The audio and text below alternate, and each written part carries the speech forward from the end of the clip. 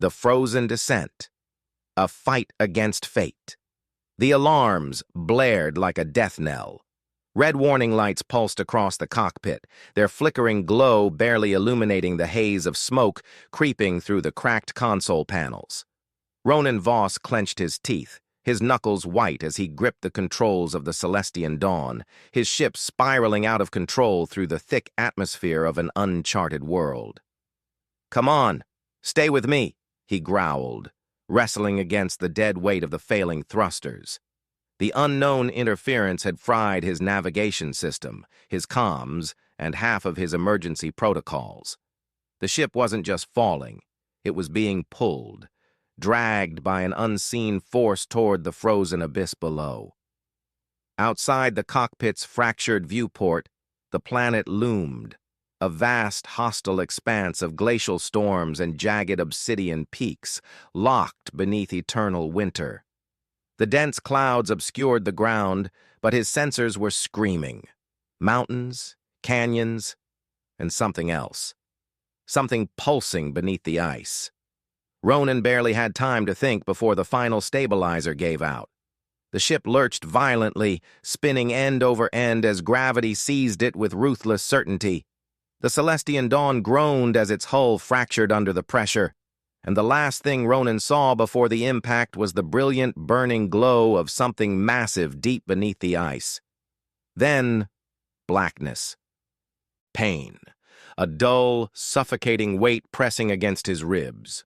Cold, sharp, merciless. Ronan coughed, his breath a misty cloud in the frigid air. Blood trickled down his forehead, stinging his eye as he dangled upside down, still strapped into his seat. The ship's interior was in ruins. Sparking wires, shattered glass, the distant hiss of air escaping through a breach. He inhaled sharply and reached for his harness. The moment he released it, gravity took over. He hit the twisted remains of the ceiling with a dull thud, his breath knocking out of his lungs. The pain in his side warned of at least one cracked rib, maybe more. His fingers instinctively reached for his tactical scanner. No communications, no distress beacon, nothing but static. "Perfect," he muttered, wiping blood from his brow. He was alone, or so he thought. A flicker of movement beyond the fractured viewport made him freeze. Through the swirling whiteout of the storm, a figure stood against the wind. At first he thought it was a hallucination, a trick of his concussion. But no, she was real, towering, regal, lethal. She stood in the blizzard like a goddess carved from living flame, her amber gold eyes glowing against the backdrop of the frozen wasteland. Her armor shimmered like liquid metal, its dark crimson scales shifting as she moved. She held a weapon that pulsed with an unnatural energy, something both primitive and impossibly advanced. Then, she stepped forward.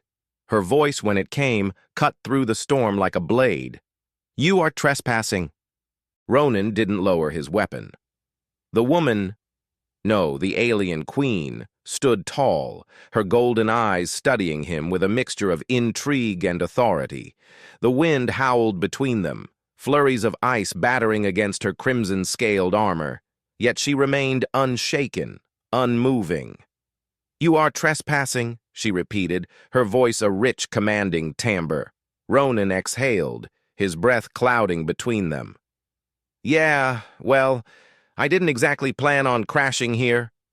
His body ached, every muscle screaming from the impact, but his instincts overrode the pain.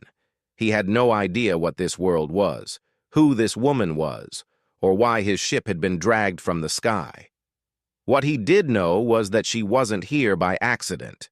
The way she stood, assured, powerful, as if this frozen wasteland belonged to her, meant one of two things. She was hunting him, or she needed him alive. A gust of wind surged between them. She didn't flinch. Neither did he. Then she moved. Quicker than he expected, she was suddenly behind him. The barrel of her weapon was at his back before he could react. "You will come with me," she ordered. "Now!" He felt the cold press of the weapon against his spine, and for a moment he considered his options. Fight Run?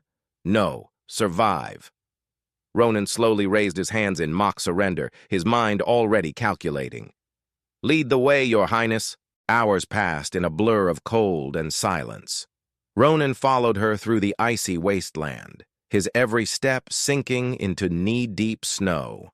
Despite the biting winds and sub-zero temperatures, the alien queen moved with effortless grace, as if the storm was beneath her notice. She didn't speak. Neither did he.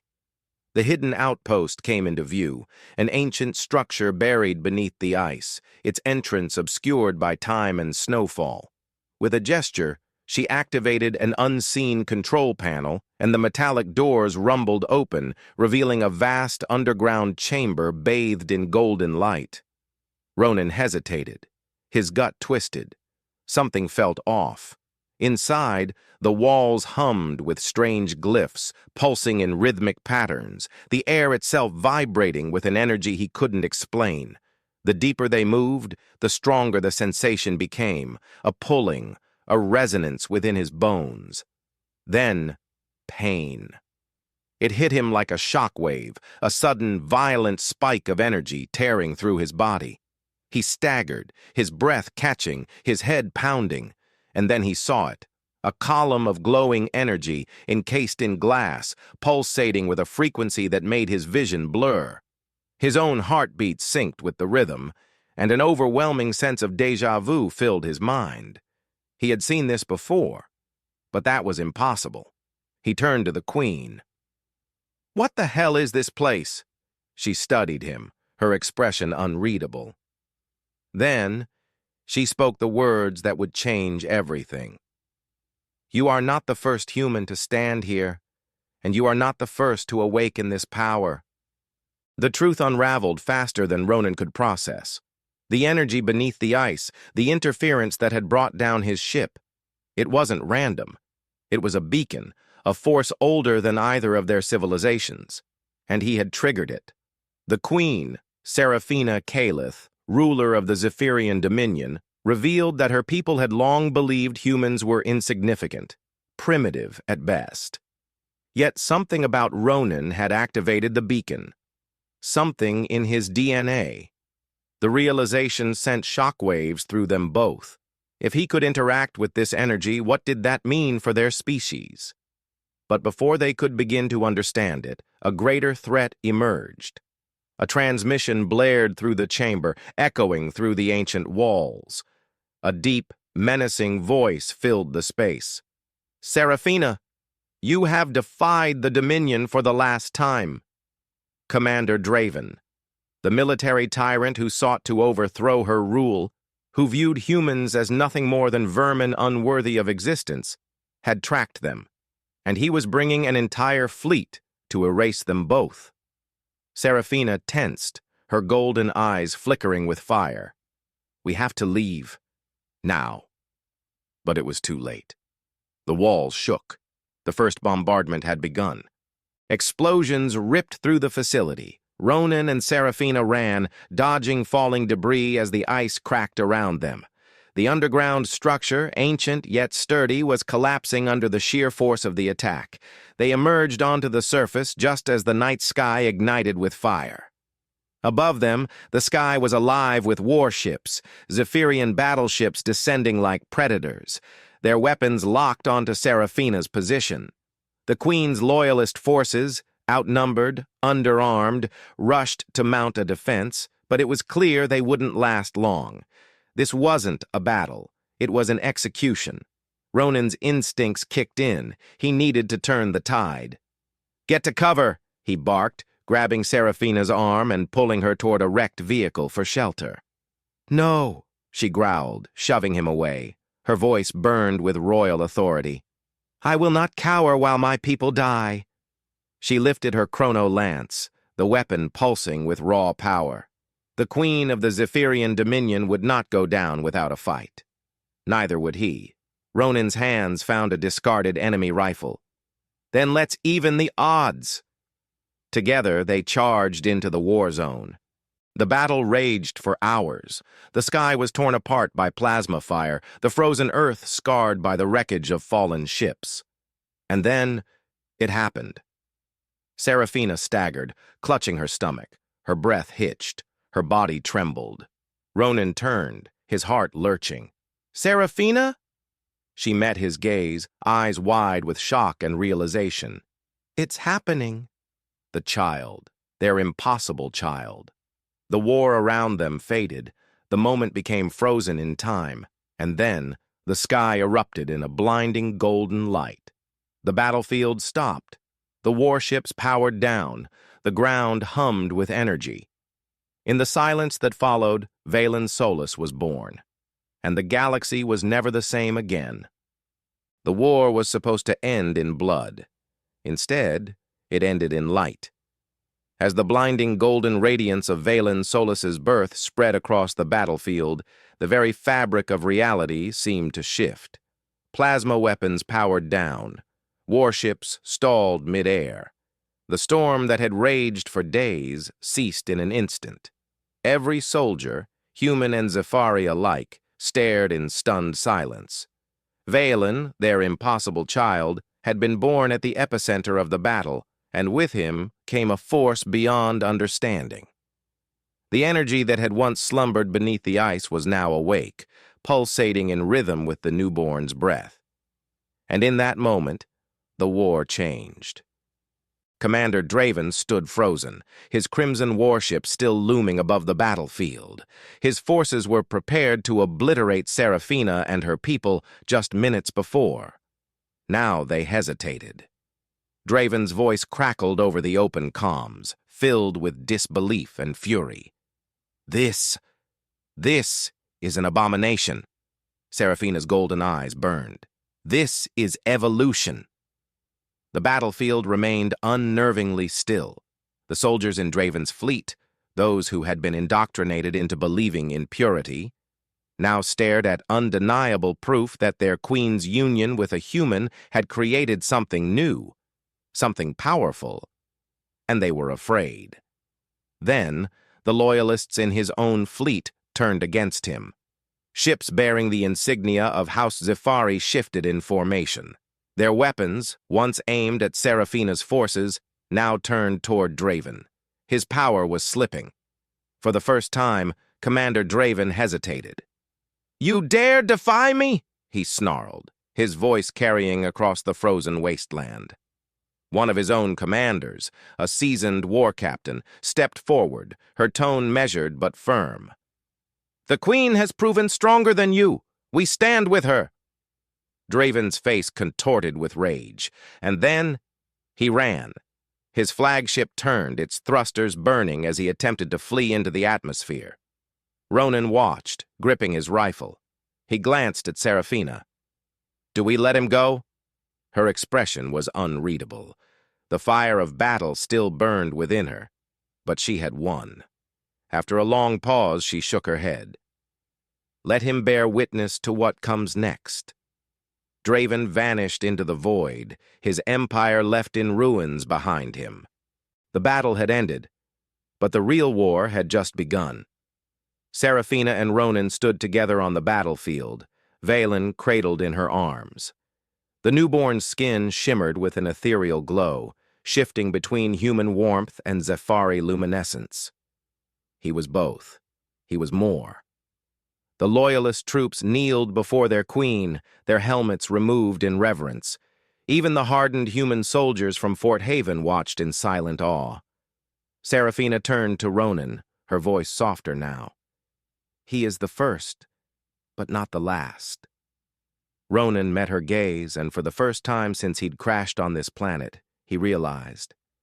They weren't just fighting for survival anymore. They were building something new. 3 months later, the Imperial Hall of Zephyri Prime had never hosted humans before. Now it was filled with them. The first joint diplomatic summit between humanity and the Zephyri Dominion was underway. Tension crackled in the air, but change was undeniable. Serafina, regal and unshaken, stood at the head of the chamber. Beside her, Ronan Voss. His usual roguish charm was tempered by the weight of what they had built and of what they had to protect. Between them, Vaylin Solis lay in a cradle of shimmering light. The galaxy watched. The old guard, those who had fought against this future, still grumbled in the shadows. They feared what was to come. But the people, the soldiers who had witnessed the battle firsthand, the scientists who now studied the energy shift Valen had awakened, the diplomats who had seen the impossible become real, they understood. This wasn't the end. It was the beginning. Serafina stepped forward, her voice steady, resonant. For centuries, our people have believed in separation, that one must conquer or be conquered, that evolution comes from strength alone. She turned, her golden eyes meeting the crowd. But evolution does not come from war. It comes from adaptation, from unity, from courage. A murmur rippled through the chamber.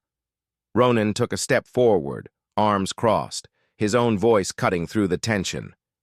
And a little reckless ambition doesn't hurt either. A scattered chuckle broke through the otherwise solemn gathering. Even now he couldn't resist. Serafina sighed but smirked despite herself. What my consort means to say, she continued, is that today we forge a new path, not as separate species, but as one. She gestured toward Valen, who stirred slightly, his small hands glowing with a faint golden light. This is the first child of two worlds, a child of humanity and Zifari, and he will not be the last. A stunned silence followed. Then, applause. Not from everyone. The old guard still resisted, clinging to the past. But the next generation, the soldiers who had fought together, the scientists who had studied together, the leaders who had dared to dream of a different future, they stood and applauded. The moment solidified history, and the universe shifted. Late that night, as the summit celebrations continued, Ronan and Serafina stood together on the balcony of the palace. The stars stretched endlessly above them, a vast and uncharted frontier.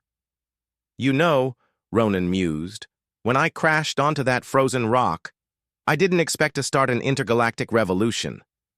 Serafina arched a brow. And yet, you did. She turned, stepping closer. Do you regret it? He looked at her, really looked at her, at everything they had built, everything they had fought for. Then at Valen, sleeping peacefully nearby, a beacon of something greater than either of them. Ronan smiled. Not for a second. Serafina exhaled, a rare moment of vulnerability flickering across her features. Nor do I. For a long time they stood in silence, watching the stars. Then, Ronan turned to her with a grin. So, what now? Serafina's lips curved. Now? She met his gaze, and in her golden eyes he saw the future. Now we see what else the universe has in store for us. And with that, they stepped forward, together, into the unknown.